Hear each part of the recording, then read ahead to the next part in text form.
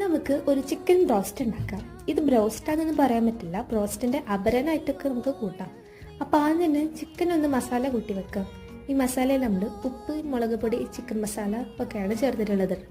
എന്നിട്ട് നന്നായിട്ട് നമ്മുടെ ഇതൊന്ന് മസാല ആയിട്ട് വെക്കട്ടെ. ഞാൻ ഇതിൻ്റെ സൈഡിലൊക്കെ ഒന്ന് വരട്ടിട്ടുണ്ട് കേട്ടോ, അവിടെയൊക്കെ ഒന്ന് മസാല തേച്ച് കൊടുക്കാം. എന്നിട്ട് ഇത് കംപ്ലീറ്റ് ആയിട്ട് മസാല ചെയ്തതിന് ശേഷം നമുക്കിതിൻ്റെ പുറത്ത് നമുക്കൊരു ബ്രോസ്റ്റിലൊക്കെ പുറത്തുണ്ടാവില്ലേ ഒരു നമ്മുടെ പൊടി പിടിച്ച പോലെ, അതേപോലെ ഒന്ന് ചെയ്യണം കേട്ടോ. അതിന് വേണ്ടിയിട്ട് നമുക്ക് വേണ്ടതും അരിപ്പൊടിയാണ്. അപ്പോൾ ഒരു പാത്രത്തൊക്കെ അരിപ്പൊടി എടുത്തിട്ടുണ്ട്. ഇവിടെ ഒരു മസാല കൂട്ടിയ ചിക്കന് അരിപ്പൊടിയിലിട്ടിട്ട് എന്നിട്ട് ഇങ്ങനെ നമ്മൾക്ക് വന്നിട്ട് ഇങ്ങനെ കുടഞ്ഞു കൊടുക്കുക.